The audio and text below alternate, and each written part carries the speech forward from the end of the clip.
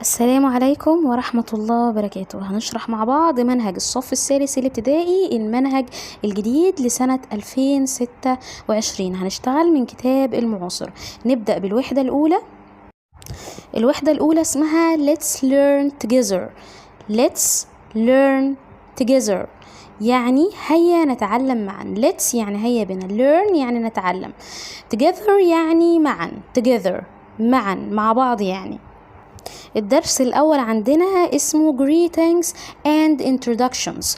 greetings يعني التحيات and introductions اللي هي تقديم النفس.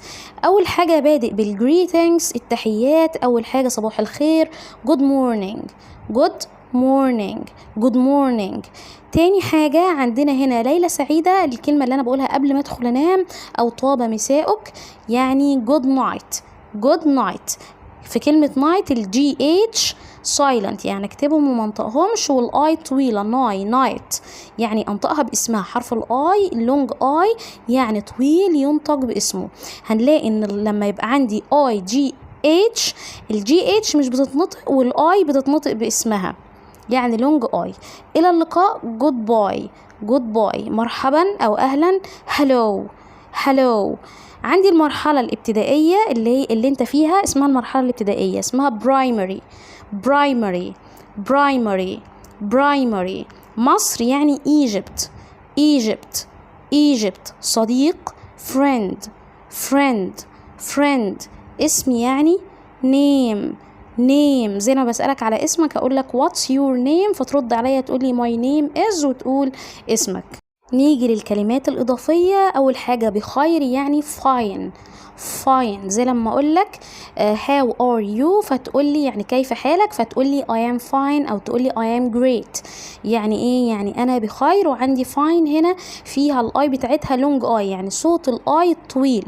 عندي إيه سحرية في آخر الكلمة بتطول صوت الآي فبتخليه صوت الآي طويل. عندي آي بعدين حرف ساكن بعدين حرف الإي في الآخر، فنقول fine.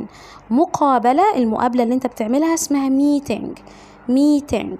احنا اتفقنا قبل كده ان يبقى عندي جي اتش ان قصدي ان جي، لما يبقى عندي حرف الان وراها جي بنطلعها من الانف يعني زي شبه الغنة في القرآن الكريم، فنقول meeting.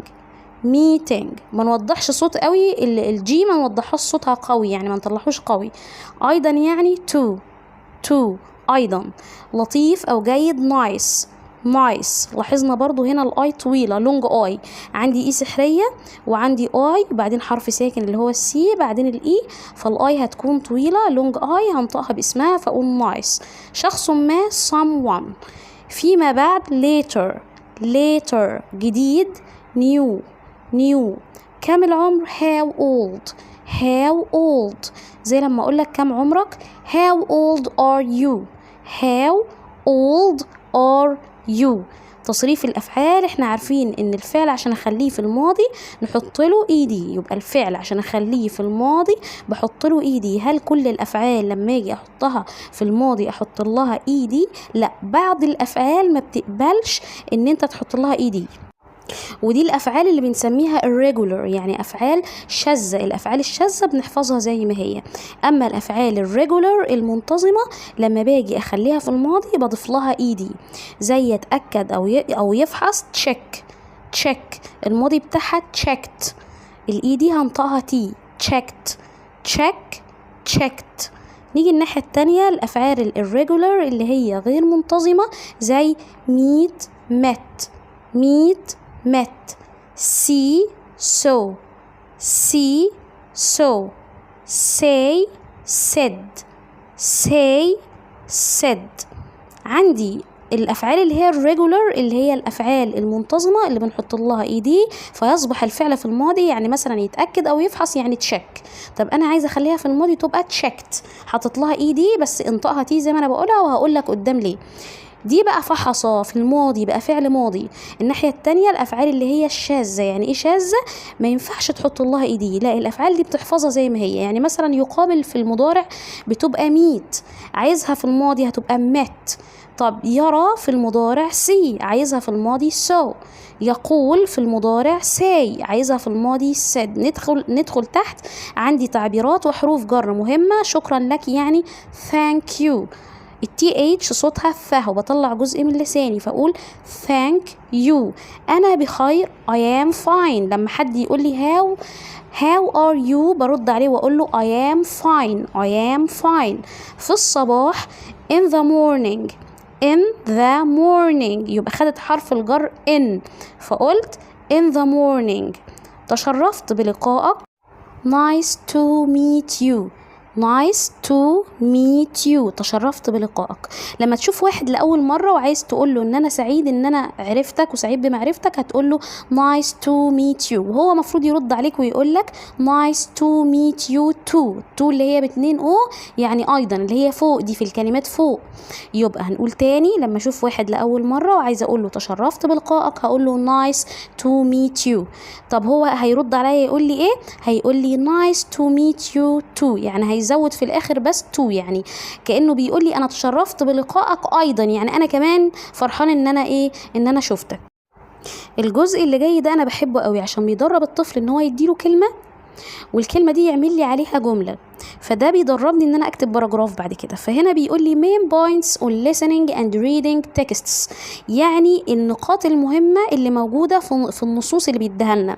نصوص القراءة والاستماع دي النقاط اللي بتبقى مهمة المفروض الطفل يبقى عارفها. اول حاجة بيقول لي التوبيك، الموضوع اللي عندي meeting a new friend. الجايدنج ووردز، الكلمات اللي انا ممكن استخدمها واعمل عليها جمل. اول كلمة years اللي هي سنوات، فبقول Sarah is 8 years old. Sarah is 8 years old، يعني سارة عندها 8 سنوات. تاني كلمة اللي هي primary، هقول Sarah is in primary 3، يعني سارة في سنة تالتة. Sarah is in primary 3. Sarah is in primary 3. Egypt أعمل عليها جملة Sarah is from Egypt. Sarah is from Egypt، يعني سارة تكون من مصر. from يعني من. يبقى عندي كلمة years يعني سنوات، عندي كلمة primary يعني ابتدائي، Egypt مصر، from من. ندخل بقى في الكلمات اللي هي خاصة بالgreetings اللي هي التحيات. أول كلمة fine، لما حد يقول لي how are you كيف حالك، هرد عليه وأقول له I am fine thank you، أنا بخير شكرا لك. الحاجة التانية nice to meet، دخلها لي في جملة nice to meet you، قلناها سعيد بلقائك. كلمة see يرى later فيما بعد. see you later يعني أراك فيما بعد. لما تكون بتودع حد وعايز تقول له أشوفك بعدين، يعني هقول له see you later. عندي كلمة hello، لما باجي أسلم على حد أقول له hello مثلا سارة مثلا. goodbye مع السلامة، goodbye لينا. الجزء ده مديني زي كده أسئلة بسيطة بحيث يشوفني فهمت ولا لأ. بيقول لي في السؤال الأول in the morning we say، في الصبح بنقول إيه؟ to our friends، لأصدقائنا. to يعني إلى، our يعني ملكنا، صفة ملكية معناها ملكنا، فلما أقول our friends أصدقائنا بنقول لأصحابنا طبعا good morning الصبح، يبقى هنقول good morning. رقم 2 I can many animals in the zoo، أنا بستطيع إن أنا أعمل إيه في الحيوانات الكتيرة الموجودة في الزو، أكيد أشوفها. I can see many animals in the zoo. تالت حاجة بيقول لي nice to، خدناها nice to meet you. رقم 4 اتفقنا لما اجي اسأل عن حال شخص اقول له how are you اللي هي رقم B، هقول في رقم 4 هناخد B how are you، فيرد عليا ويقول لي I am fine. رقم 5 hello my نقط is أمال، هو مدي اسمي يبقى my name اسمي. السؤال التاني بيقول لي circle the odd one out، يعني الكلمة الأود يعني الكلمة المختلفة، يعني اعمل دايرة حوالين الكلمة المختلفة وطلعها. أنا عندي رقم 1 hello goodbye meet good morning، كلهم تحيات، كلهم greetings ما عدا كلمة meet التالتة، يقابل، ده فعل. رقم 2 عندي year، see، check، say. عندي كده كلمة year يعني سنة، ده اسم see فعل، check فعل، say فعل، يبقى هناخد المختلفة هي year. رقم 3 new، nice، how old، fine. new يعني جديد، دي صفة. nice يعني لطيف، دي صفة. how old كام العمر. fine يعني بخير، كل دي صفات ما عدا how old كام العمر. هنا بقى في جزء language functions يعني الوظائف اللغوية بيقول لي ازاي تقدم نفسك. to introduce yourself يعني لكي تقدم نفسك تعمل ايه؟ اول حاجة تقول my name is وتكتب اسمك، او ممكن في طريقة تانية غير my name is، ممكن تقول I am وتكتب اسمك. بعد كده I am، بعدين تحط عمرك، بعدين تقول years old. بعد كده عشان تقول البلد اللي انت جاي منها تقول I am from وتحط اسم البلد. طب عايزة اقول في سنة كام؟ اقول I am primary واحط السنة اللي انا فيها. ده للولاد اللي بيكونوا في مرحلة الابتدائي، لان primary يعني ابتدائي.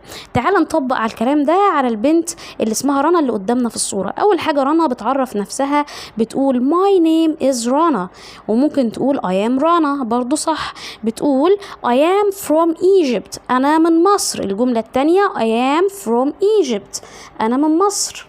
تالت حاجة بتقول I am 8 years old عمري 8 سنوات. I am 8 years old. آخر حاجة بتقول أنا في الصف الثالث الابتدائي. طب بتقولها ازاي؟ I am in primary 3. I am in primary 3.